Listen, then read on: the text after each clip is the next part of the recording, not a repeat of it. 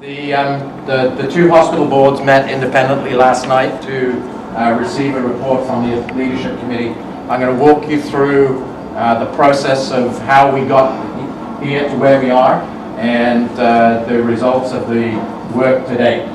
I'm going to do some background stuff first. So I think you've heard me talk about this before, but there is an economic reality in the province that is driving restructuring of the healthcare system, and that's being driven through primarily funding reform and the Ontario Action Plan for Healthcare, and it primarily focuses on three things: improved quality, maintained or improved access, and then improved fiscal efficiency. The LHIN motions, which you are familiar with, were passed on March 27th. At that time, a joint leadership committee was established between the Scarborough Hospital and Rouge Valley Health System. I'll run through that in terms of who was on it and how it worked. The good news about the two hospitals is that we are both providing and delivering excellent quality care by any measure that you care to choose. So if we look at the standard measures that are being used to measure hospital performance, both of the Scarborough Hospital and Rouge Valley Health System are delivering great quality care. So in terms of whatever we do from an integration perspective, we have an excellent base to work from. The fiscal reality is what it is. The province has $275 billion in debt. That's escalating at the tune of about $10 to $15 billion a year because of an annual shortfall, and the province has established that they need to balance their books by 2017. One of the strategies that they're using is to constrain the growth in healthcare expenditures. And as a result of that, since we're a significant part of those expenditures, we as a healthcare system are facing fundamental changes. The net impact from the hospital's point of view through funding reform is that the ministry is essentially going to flatline, or has flatlined, our revenue for the next 4 to 5 years. So we're not going to see any revenue increase. We've got a wage freeze, if you want a better description for it. But our costs are not frozen. So we are experiencing inflation that's driven by both demand, so about 1% a year is driven by population increases. About 1% of increased demand is driven by aging of the population. And then we have cost inflation anywhere from 3 to 6%, depending on collective bargaining agreements and inflation on supplies and other expenses. So absent anything else, we have to find somewhere between 3 and 6% in efficiencies every year. And when I say we, this is every single component of the hospital system in this province. This is not just about Rouge Valley or the Scarborough Hospital. This is every hospital in the province. So we're not alone in this. Doesn't make it any easier, but we're not alone. This is just some background in terms of how we got here. To remind you, the Scarborough Hospital had gone through a process of developing a new strategic plan to try and deal with some of its financial issues. That plan essentially revolved around consolidating maternal newborn services at the Birchmount campus. It also consolidated inpatient surgery at the general campus, and all outpatient surgery was to be delivered at Birchmount. There was tremendous backlash from both the physician stakeholders and the community over that plan for various reasons, not the least of which was there were assertions made that appropriate engagement had not taken place. Sufficient to say that the noise was loud enough that the minister got involved and the LHIN got involved, and the LHIN, at its board meeting on March the 27th, passed 3 motions. Actually passed 4 motions, 1A, 1B, 2, and 3. 1A was an instruction to the Scarborough Hospital to engage an independent panel to review the actions of its strategic plan refresh, and to establish what were the risks and benefits to that plan. So that panel has met, and the report is to be issued later this week. We don't know what that report says. Motion 1B was an instruction to the Scarborough Hospital and Rouge Valley Health System to implement the 2009 recommendations of the clinical services plan, the LHIN-wide clinical services plan, for the establishment of a LHIN-wide advanced pediatric center and maternal newborn services. And that had a timetable of 90 days. Motion 2 was basically a stop work order to the Scarborough Hospital, and said, don't do anything that impacts moving services around unless you ask we, the LHIN, for permission. So it's kind of, don't do anything without permission. And then the third motion from the LHIN board was that the Scarborough Hospital and Rouge Valley Health System enter into a facilitated integration process to look at integration of leadership and governance, back office services, and frontline services. So those were our instructions coming out of March the 27th.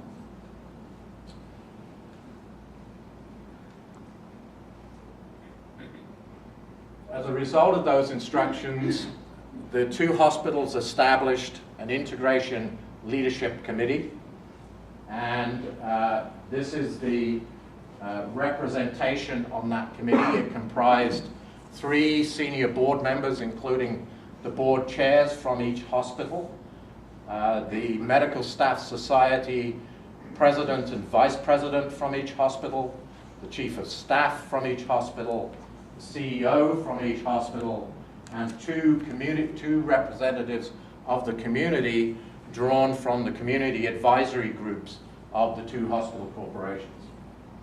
This group is, and the LHIN CEO also sits on this committee. The group has met 6 times. We've probably spent 20-25 hours together working on developing this report over the last 6 or 7 weeks. And the report has been issued. You've all got it, I think, in emails that you were sent late last night or early this morning. And I'll talk a little bit about its content in a minute. The leadership committee spent a fair amount of time getting to know each other and trying to deal with how we move forward and what the LHIN motions really meant. You know, it's interesting, we've been next door neighbors for 40 years and we really don't know each other very well, which tells you really how much or how little integration has actually occurred in the healthcare system in Scarborough in the last 40 years. So it was an interesting process in terms of getting to know each other and getting to understand each other's issues and concerns. We arrived at 4 things we thought were critical to make any integration effective, and those are up there. So we needed strong leadership from the committee. We needed a shared vision for where we were trying to get to. We needed to engage and respond to our communities, because the Scarborough Hospital in particular had received strong feedback on its lack of engagement of its communities. And we needed a strong planning process to move the integration forward. We also had some guiding principles. These are a sort of summarized version of what's in the report, and the report articulates these in a more comprehensive way. But essentially, we recognize that to move forward, we need to collaborate more effectively. We need to guarantee accessibility to our services. We need to ensure that whatever we do is sustainable into the future. Because at the end of the day, we are responsible for providing acute care health services to 700,000 people in Scarborough and approximately 300,000 people in West Durham. We have to deliver on that responsibility, and that's just not tomorrow, but that's for the future. And we have to deal with that within all of the constraints that the healthcare system faces. And we have to continue to deliver excellence every day, and we have to do that in a transparent and accountable manner. So those were the key principles that we established for trying to move forward on this process. We developed a preliminary vision for where we wanted to get to. And this might be a little bit motherhood and apple pie, but we think it is at least aspirational enough to use as a working document or a working statement to move the two organizations forward. So what it says is we wish to create an integrated system of health services that is responsive to the needs of the population, provides appropriate access, delivers an outstanding experience for patients and caregivers, and uses our resources efficiently so that these services are sustainable into the future. That's what we're trying to do.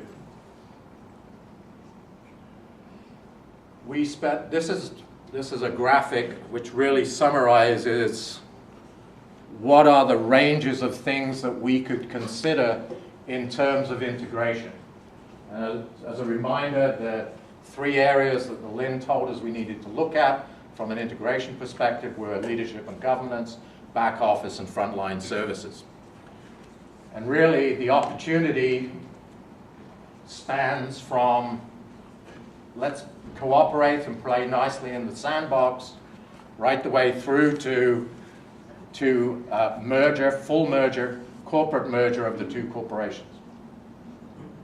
The committee spent a lot of time trying to think about the implications of where we start on this process, because we have to come up with a plan for some form of integration. So the status quo was not acceptable to the LHIN and the ministry. So the question became, where do we start, where do we finish?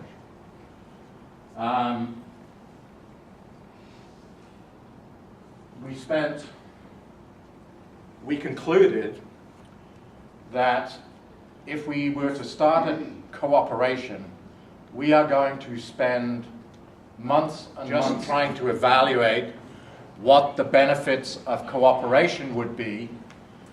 Then we would spend months and months trying to analyze a huge range of different opportunities. And really, we felt the further we went down in starting at a bottom up, that the number of things we would need to analyze would be so great that we would essentially paralyze ourselves with analysis. We also felt that if we focused on cooperation, one of the biggest challenges we concluded the two organizations faced was, frankly, an inability to work together in the past. We have not done very much at best in terms of integrating services. And so we felt that we really needed some clarity around responsibility and accountability for making things happen. To cut a long story short and a lot of debate short, we concluded that the place to start the analysis was to look at whether there was an appropriate value proposition and business case for merging the two corporations. And that is actually the recommendation that has come out of the leadership committee. And I'm just going to read this because it's really quite important how this is phrased, because it says a number of things. So the Integration Leadership Committee recommends to the boards of the Scarborough Hospital and the Rouge Valley Health System that we proceed with stakeholder engagement and due diligence in order to determine what benefits a merger of the two hospital corporations will provide to the Scarborough community. So there are a number of things inherent in that. Firstly, as of now, we have not decided to merge. As of now. What we have decided to do is to conduct the analysis and investigation as to whether a merger will have appropriate benefits. And we will report to our boards and the Local Health Integration Network Board by mid-October on the results of the engagement with our communities, both internal and external, as well as on the due diligence that we do to establish whether there's an appropriate value proposition. Okay? The second key thing here is that this is focused on the Scarborough communities. This is about the delivery of health services primarily in the Scarborough communities. As you are all well aware, we serve two communities, West Durham and Scarborough. The Rouge Valley Ajax and Pickering campus is an integral part of the Rouge Valley Health System, and the Rouge Valley Health System Board is committed to continuing to provide services through both of our campuses. We had discussions of this at the ILC, and it was agreed that there would be no movement of frontline services from Rouge Valley, Ajax and Pickering to Scarborough. So we will not move services from Durham. That does not give the Ajax Pickering campus a free pass in terms of restructuring. They face the same issues as any other hospital campus in this province. So we will continue to look for opportunities to find ways of delivering high quality services in a more cost-effective manner at the Ajax Pickering campus, just as we do at the Scarborough Centenary campus. But we will not be moving services. Okay. We've talked a little bit about the rationale, but I'll run through this again. We said we need to develop a long-term vision, and we need to bring our communities along in supporting that long-term vision. We have a straw dog for that, which we expect to use as a basis for discussion with our communities and understanding how we can shape and make that actually live in the future. We need to be more competitive. The challenge we have in both Scarborough and West Durham is that we are in relatively close proximity to some very large hospitals that have powerful brands. And the way the new funding system works is money follows the patient. So if the residents of West Durham and Scarborough decide that they are going to take the bus, take the TTC, or drive downtown or to Sunnybrook or wherever, the money follows them. By implication, that means our challenge at Rouge Valley and the Scarborough Hospital is we have to ensure that we are delivering and are known for delivering outstanding service.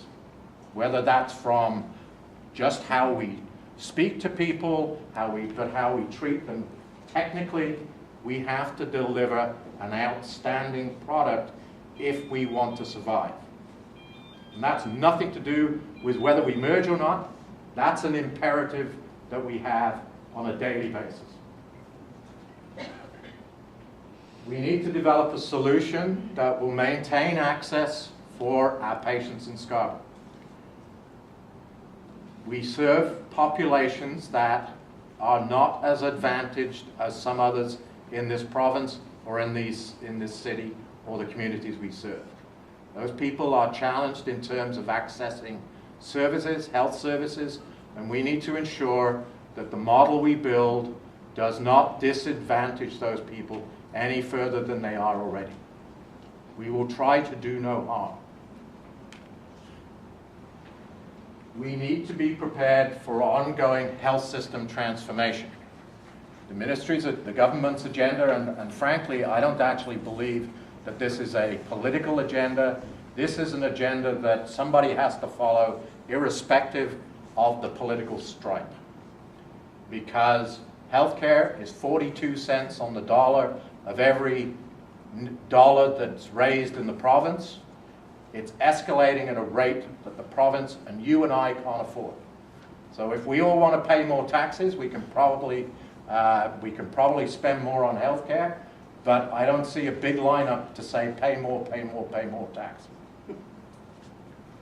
So we have to be prepared to continuously restructure how we're delivering our services to meet that challenge.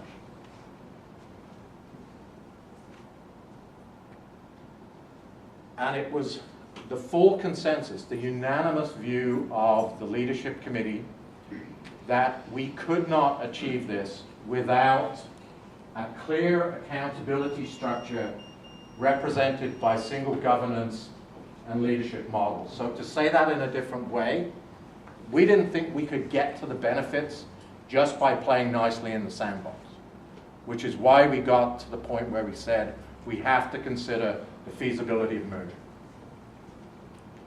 As I said, we're going to conduct due diligence. So due diligence is a process that two or more organizations go through to understand a little more about each other and to develop an appropriate value proposition. We will need to look at how compatible we are, for example, on mission, vision, values, governance structures, board processes and policies.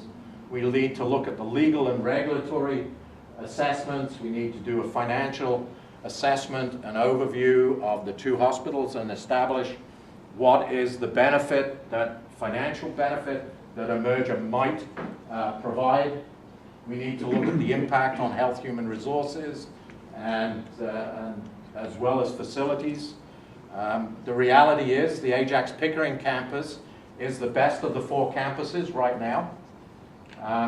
Not the least of which is because we just spent $100 million on it. But you know, this building is 40 plus years old, and we all know the challenges of maintaining this building. The Scarborough Hospital General Campus is probably not as good as this one. They have been able to upgrade their emergency departments and critical care areas, but their operating rooms and inpatient areas, many of them are Dickensian, quite frankly.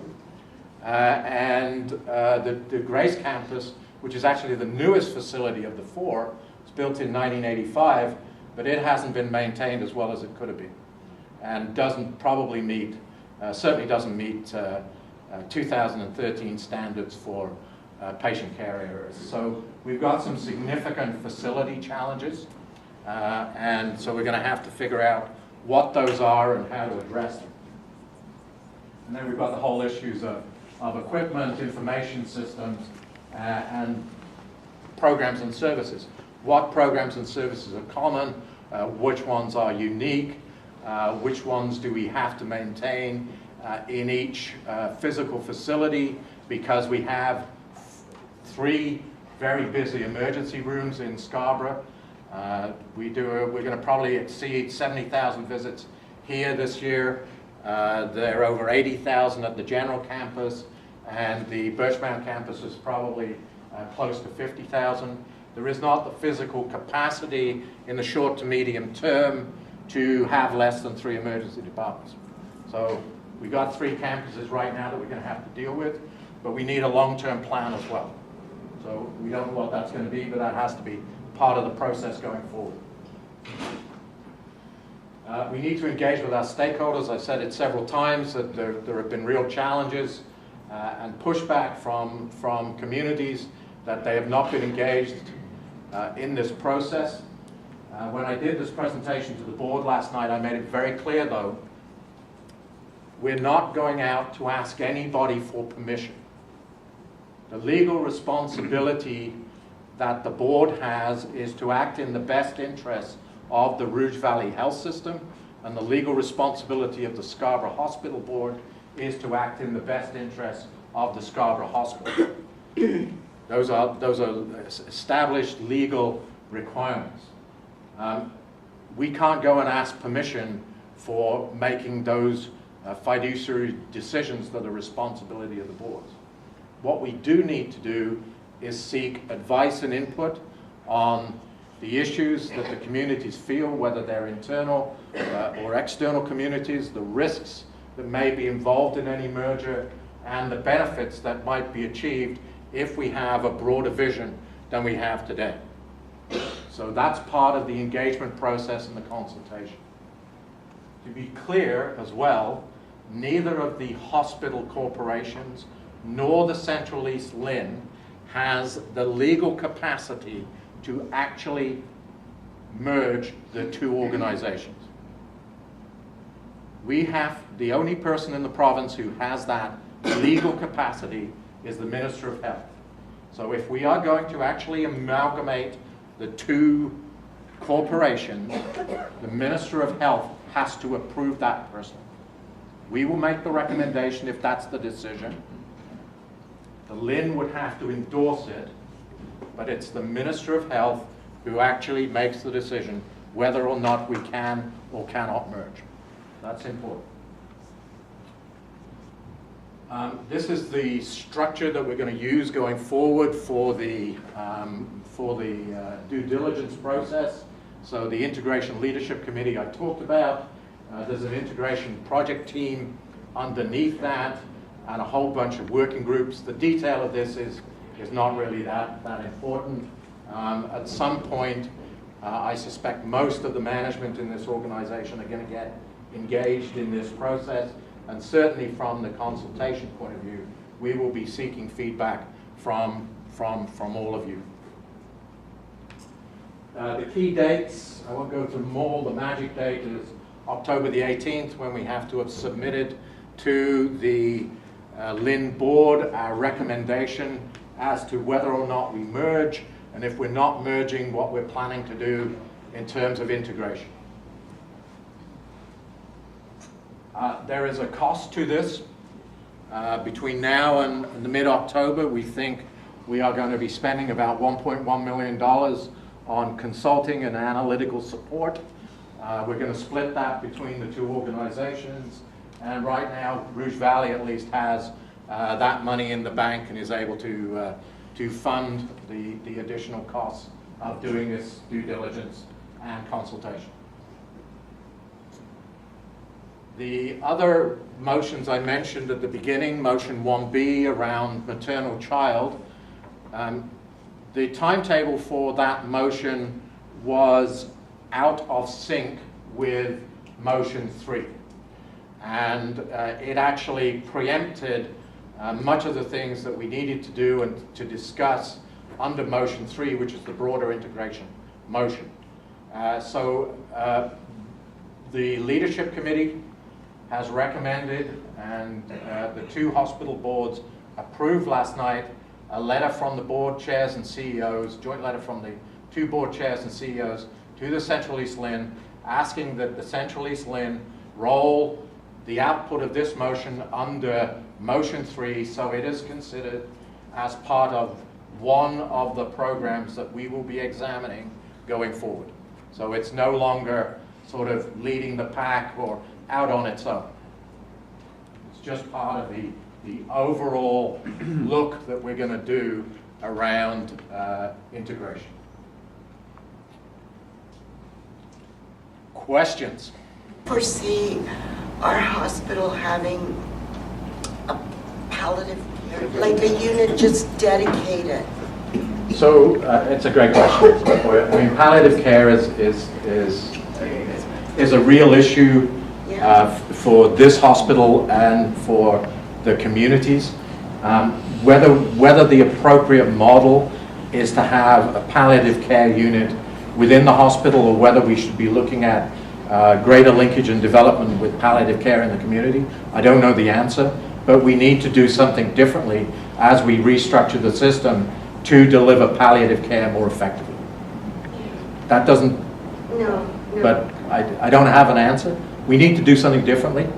It is what it is. Have you done any brainstorming as to how to generate more revenue for this hospital? Like maybe taking some of the empty, I call it real estate areas, and opening them up to a long-term facility that can come in and actually rent it from you and provide services. Yeah, so this hospital has been, or this corporation has been quite successful over the last few years in generating incremental revenues, and in fact it's the increase in revenues that we've been able to achieve that have allowed us to mitigate some of the restructuring that we would have had to do otherwise. In terms of renting out the real estate, the challenge we have with that is because of surges in demand, we need access to that real estate. And as you know, we've opened and closed beds to deal with surge on a regular basis. And I'm concerned about restricting our capacity to adapt to surges in demand if we were to rent out a significant amount of space to a third party. So I'm not a big fan of that at the moment. Well, I'm not a big fan of that. So I'm not sure it's the right thing to do. We need the flexibility to respond to surges. Can we swing a question over to Ajax? Yes, we can. Ajax, question? Okay, great question. So I'll just paraphrase that in case you didn't hear it. At the point that the minister, if we recommend a merger and the minister approves it, how long will it actually take for some of this stuff to happen? And the reality is, I'll try and, so let's assume we get approval in mid-October.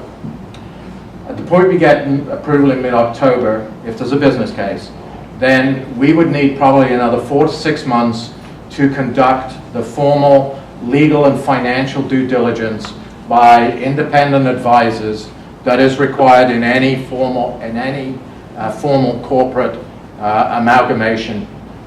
So legally, we would unlikely to be merged until April of 1 of next year. And at that point, you would have a single governance structure, but there would still be a need to build a single leadership structure. Then I think we would cascade it down so that you'd build a new leadership and management structure. You'd look at integrating back office and support services, and then you'd start to look at the integration of frontline services. There may be some frontline services, and I'm not going to speculate on what they might be, that have a short-term opportunity for consolidation or integration more quickly than some of the others, but I've no idea what those might be until we do the analysis and due diligence around that. So I would say any service integration is going to be 2014, 2015, just to start. That answer your question, Ron? For Ajax's purpose, the question was, do we foresee at any point in the future the Ajax Hospital breaking away from Rouge Valley Health System and becoming either independent or part of another hospital corporation in Durham? And the answer is, for Ajax's purpose, the question was, do we foresee at any point in the future the Ajax Hospital breaking away from Rouge Valley Health System and becoming either independent or part of another hospital corporation in Durham? And the answer is, it depends on your time frame. In 100 years, who the hell knows what might happen. Right now, and for the foreseeable future, the view of physicians, particularly at the Ajax campus, is that they like the direction that is available to them through the Rouge Valley Health System. They do not see a need to move away from the Rouge Valley Health System, and they see a value to the Rouge Valley Health System. The board of directors of the Rouge Valley Health System is committed to the Ajax Pickering campus and the further development of Ajax Pickering and health services in West Durham. So in the medium to longer term, I do not see a change on your time frame. In 100 years, who the hell knows what may happen. Right now, and for the foreseeable future, the view of physicians, particularly at the Ajax campus, is that they like the direction that is available to them through the Rouge Valley Health System. They do not see a need to move away from the Rouge Valley Health System, and they see a value to the Rouge Valley Health System. The board of directors of the Rouge Valley Health System is committed to the Ajax Pickering campus and the further development of Ajax Pickering and health services in West Durham. So in the medium to longer term, I do not see a change in that. Sam? So over the past few years, we've seen many examples of integration and amalgamation from other hospitals. I'm just wondering, is there any advisory group approaching those other hospitals to see what kind of plans they put in place? Yeah. So the question there was, a number of other organizations have gone through integrations and amalgamations. Are we going to be consulting with any of those people who have been through this process? The answer is yes, we have, and we will continue to do so to try to learn from any lessons that they may have picked up through the process. So yes, that is underway. The question was, the statement on the question was that it appears that the Scarborough community has not been accepting of the transfer of services between the General and the Birchmount campus through the Scarborough Hospital's strategic plan refresh process. So what makes us think that this would be any different? So first of all, I do not believe right now that we have any contemplation of what, if any, services would be transferred. I think one of the key things that we have to do in the next 3 to 4 months is understand what the roles are for the respective hospital campuses. And then we need to talk to our communities, whether they're internal or external communities, to understand their views of that. And I'll give you an example from our own experience in Rouge Valley Health System. So back in 2007 when I arrived, one of the big issues in this organization, quite frankly, was what does it mean to be a community campus, and what does it mean, particularly for Ajax, to be part of the Rouge Valley Health System? And there was huge angst in the Durham community about what is the future of Ajax. Well, we had to do a lot of work around that, and we defined what we thought was important in terms of a minimum set of services that should be available within a community hospital that has a busy emergency room. And we've enshrined that in our strategic plan. So we've said as a minimum, if you're a community hospital with a busy emergency room, you need to expect that these services will be available to you as a community 24/7. And that's right behind you on that plan. It's in the third column across. And that's really important because that gives a guarantee and a commitment to our communities as to a minimum of what they can expect. We're going to have to go through a similar process with each of the Scarborough campuses to understand what that is. Now, over the longer term, there may be opportunities to look at things differently. You know, if you look at Humber, they had 3 or 4 old campuses, and they ended up with they're building a brand new hospital. I don't know whether that's an opportunity for us or not, but it sure is something we need to look at.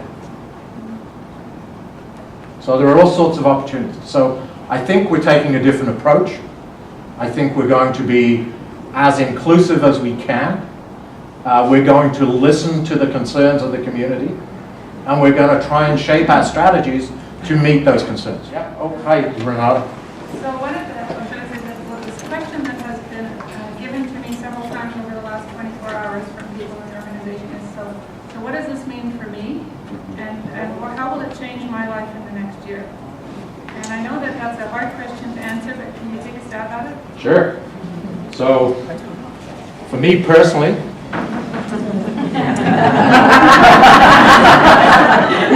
last time I checked, there's two CEOs. If we merge, I think the mortality rate's going to be somewhere between 50 and 100%.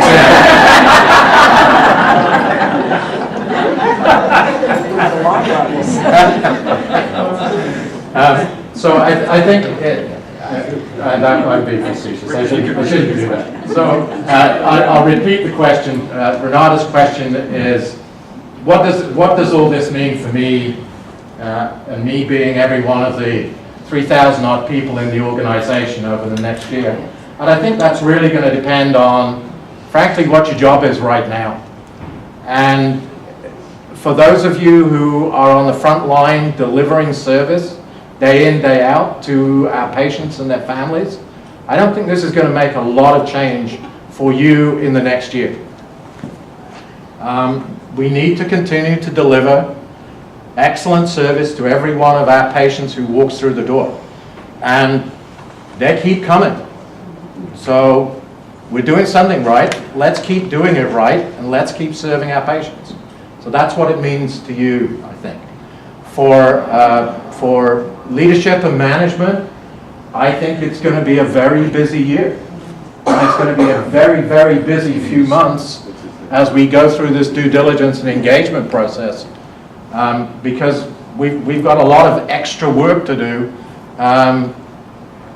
to understand whether there is or is not an opportunity, and if there is an opportunity, we're going to have to do a lot of work to start to crystallize what those opportunities might be. So frontline for the next year, I don't see a significant change. Now, I'm going to translate that also to say, because I know everybody, we all worry about our jobs. Natural human reaction. We all worry about our jobs. The reality is we have to continue to restructure how we deliver services. We've been doing it for years now. The pressures are only getting stronger. So we're going to have to continue to do that. So irrespective of merger and integration discussions, that challenge is always going to be before us in the environment we live in today. So jobs will change. I think we have tried to mitigate the impact of those changes as much as possible. There are reasonable provisions in all of the collective agreements that allow us to help with that.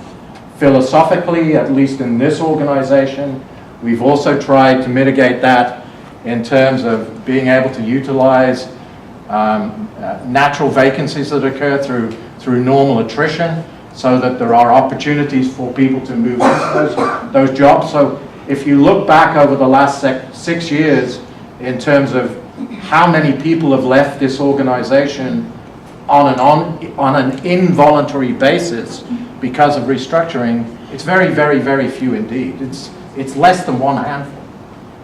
People have left for sure because they've taken advantage of the severance or termination provisions in the collective agreements, and people have changed jobs. And we understand that changing jobs, particularly through a bumping process, can be disruptive and personally challenging. But unfortunately, that's the world we live in today. And so, yes, there will be changes. We can't hide that. There will be changes. But there will be changes irrespective of whether we merge with the Scarborough Hospital or not. Right. Are you expecting that the LHIN board will be receptive to the recommendations coming forward from both hospitals? Yes. In a very short answer, yes. I don't see why they would not be. This was achieved through full consensus at the leadership committee. There were no dissenting votes and no dissenting voices, and this is a unanimous recommendation which has been approved unanimously by both hospital boards. So I would not imagine why the LHIN would not approve it, but their board has to consider all of the implications and all of the input that they're going to get from it. But my speculation would be that they would approve our recommendation for further engagement and due diligence. The question there was, a number of other organizations have gone through integrations and amalgamations. Are we going to be consulting with any of those people who have been through this process? The answer is yes, we have, and we will continue to do so to try to learn from any lessons that they may have picked up through the process. So yes, that is underway. Ajax, Ron? It is critical that we continue to deliver excellent patient care on a daily basis. I met with some of the members of the MAC this morning first thing, and one of the questions I was asked was, should we continue with physician recruiting that we've got underway? And we've got a list of, I don't know, 10 or 15 new positions that we're trying to recruit for. And the answer is yes. We still have 1 million people that we're responsible for providing care to in these communities. We have to continue to be able to deliver that care. So yes, we will continue to hire physicians. Where we get new programs and have the opportunity, we will continue to hire new staff, or we will give staff the opportunity to move into those new positions if we are going through a restructuring in another area. So this is business as usual. The merger discussion, the merger analysis is over and above. So the question is at this point in time, is the one hospital that's stronger than others? That's such an evaluative judgment. I really don't have a way of answering that at the moment. I mean, I think we all have our strengths and weaknesses, and hopefully those strengths are complementary across the two organizations. I don't think there's a huge difference in the capabilities, the clinical capabilities and the quality between the two hospitals. So the question that Vivian asked is there, under the new funding methodologies that the government is using, which essentially the money follows the patient, is that a revenue opportunity? Yes, it is a revenue opportunity, Vivian, because we do not serve all of our communities. Roughly 40% of the care that people in our community access today is provided by hospitals in other LHINs and in other facilities, not centrally LHIN hospitals. So that's 40% market share that we are not attracting, and it's bigger in some areas and smaller in others. If we can reattract that business back into Scarborough and Durham, the money follows, and we have the opportunity to grow. So yes, that's a huge opportunity, and we actually think that's one of the big opportunities from an integration or merger, because the integration or merger will allow us to create a larger critical mass of clinical skills and clinical capability that will potentially make us more appealing to people to come to us as opposed to go down the road. So we think that's a big opportunity. Recommendation for the merger with LHINs. I'm just wondering, how did they arrive at us and Scarborough General? Is it just because we're so close to each other, or was there outside forces that decided that they should come with us? Should we be flattered or should we be burdened? Well, I don't think there's. It's a good question. There were many factors that were influencing the LHIN decision. The latest factor was, quite frankly, the community and physician pushback over the Scarborough Hospital's plans. And if you think about it, those plans that the Scarborough Hospital had were really focused on its 2 campuses. And I think the LHIN view was you need to take a broader view of services to the Scarborough community. Because geographically, we're very close to each other. And we need to think about how we deliver services in that geography much more effectively. And essentially, there was only 2 legs of the stool thinking about it. So the LHIN's view was, let's get all 3 legs of the stool sort of working together to try to figure out what's the best way to do this. I think that was the real driver for it.